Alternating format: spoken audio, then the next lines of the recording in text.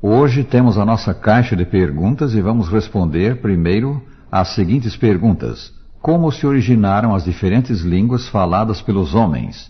E quantas são elas? Evidentemente, no princípio falava-se uma só língua, e não há dúvida de que o método de comunicar ideias por meio de sons é de origem divina.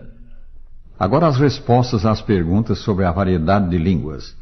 A Bíblia relata que após o dilúvio, quando os homens construíam a Torre de Babel, dessa maneira resistindo à ordem divina de se dispersarem pela terra, Deus lhes confundiu a linguagem. Gênesis 11, 1 a 9. Esse foi o começo da variedade de línguas que, com o passar do tempo, aumentaram. Temos no mundo hoje cerca de 3.000 línguas e dialetos. Um ponto de especial interesse.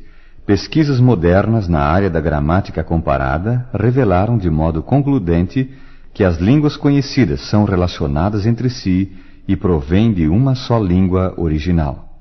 Se qualquer das línguas conhecidas se assemelha à original, não se sabe, mas é possível e até provável que uma das línguas semíticas, talvez o hebraico, talvez o aramaico, seja muito semelhante à original. Que significa a declaração de São Paulo, não estais debaixo da lei, e sim da graça? Acaso isso quer dizer que não necessitamos observar os 10 mandamentos? Leiamos o texto, Romanos 6,14. Porque o pecado não terá domínio sobre vós, pois não estais debaixo da lei, e sim da graça.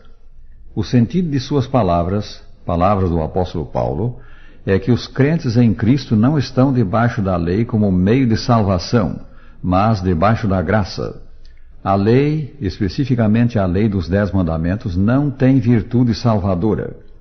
O papel da lei, do Santo Decálogo, no plano da salvação, é mostrar o pecado.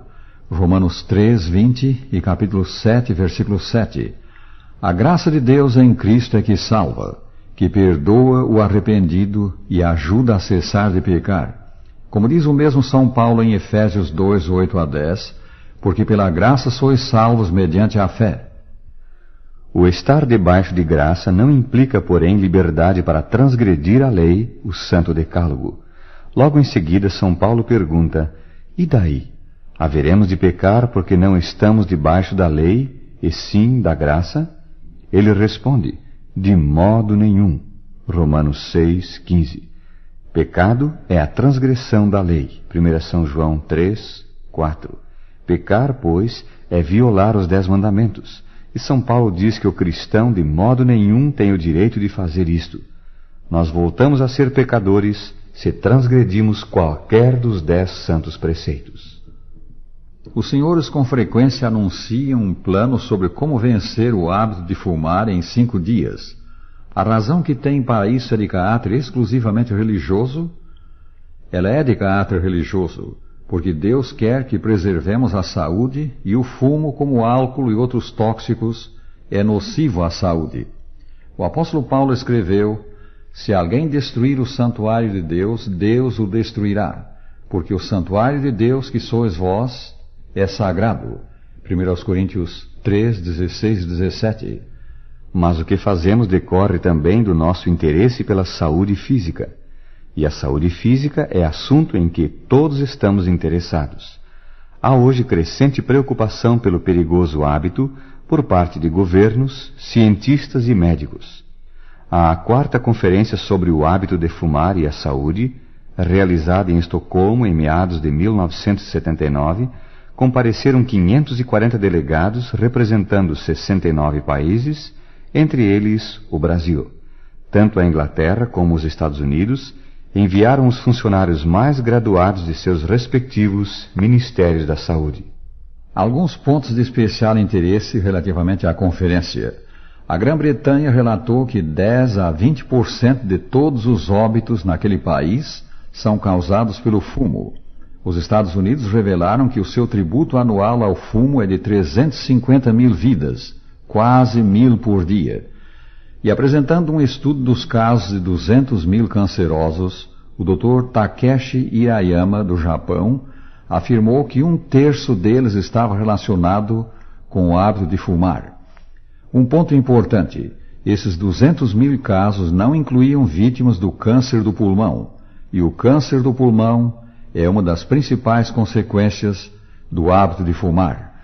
Teve destaque especial ainda o perigo que representa para os bebês em gestação o serem suas mães fumantes.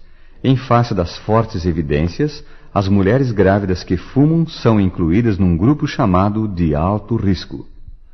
Para o Dia Mundial da Saúde de 1980, a Organização Mundial de Saúde adotou o tema Fumar ou ter saúde? Esta é a sua escolha. 5 específicos objetivos foram adotados pela conferência para serem alcançados até 1983.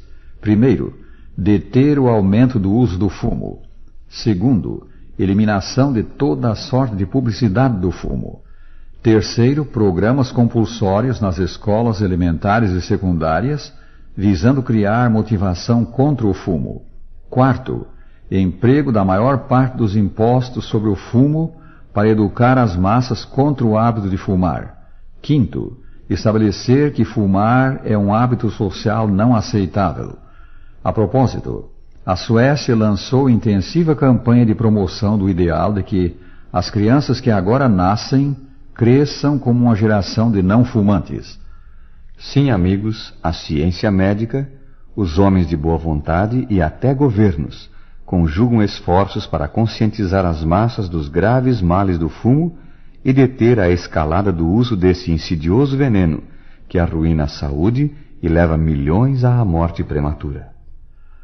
A longevidade dos antediluvianos deve ser tomada ao pé da letra ou considerada simbólica. Se o homem vivia tão longo tempo então, qual a razão ou razões para isso? Evidentemente, o relatório do 5º capítulo do Gênesis deve ser tomado ao pé da letra, como de resto a Bíblia inteira, a menos que haja clara indicação de que um dado trecho é figurativo. Dessarte Adão, o pai da raça, viveu efetivamente 930 anos, Sete, seu filho, 912, e Metusalém, 969 anos. Quais as razões desta longevidade? Em primeiro lugar, sem dúvida, a vitalidade com que a raça humana foi originalmente dotada pelo seu Criador. Em segundo lugar, o efeito prolongado de haver Adão comido do fruto da árvore da vida. Ainda há outra razão, a superior qualidade dos alimentos produzidos pelo rico solo que deve ter possuído o nosso planeta antes do dilúvio. Convém lembrar que o regime alimentar prescrito por Deus era o vegetariano. Gênesis 1, 29. Só após o dilúvio foi permitido o uso da carne como alimento, isto porque não havia alimentos vegetais. Gênesis 9, 13 e 4. Não há dúvida de que um regime vegetariano equilibrado é mais saudável que um regime cárneo. Os amigos poderão determinar se não haverá uma relação de causa e efeito entre o uso da carne como alimento depois do dilúvio e a rápida diminuição do tempo da vida do homem. Como pode um Deus de amor destruir seres humanos, homens e mulheres por Ele próprio criados? E isto Ele fará no dia final, segundo ensina a Bíblia. Que dizem os senhores? Deus não se compraz na morte do pecador, na perdição do ímpio. Ele é amor e deseja que todos se arrependam e abandonem o mal. A sua palavra é clara. Tão certo como eu vivo, diz o Senhor Deus, não tenho prazer na morte do perverso, mas em que o perverso se converta do seu caminho e viva. Ezequiel 33, 11. Deus oferece salvação a todos. Paciente e longamente Ele insta com todos para aceitar o seu perdão, também a nova vida que nos quer dar. O Pai Celeste não quer que nenhum pereça, senão que todos cheguem ao arrependimento. 2 São Pedro 3, 9. A sua mensagem a todos é: convertei-vos de vossos maus caminhos, pois, por que haveis de morrer? Ezequiel 33, 11. Mas Deus é também um Deus de justiça. Não poderá permitir que o mal exista para sempre.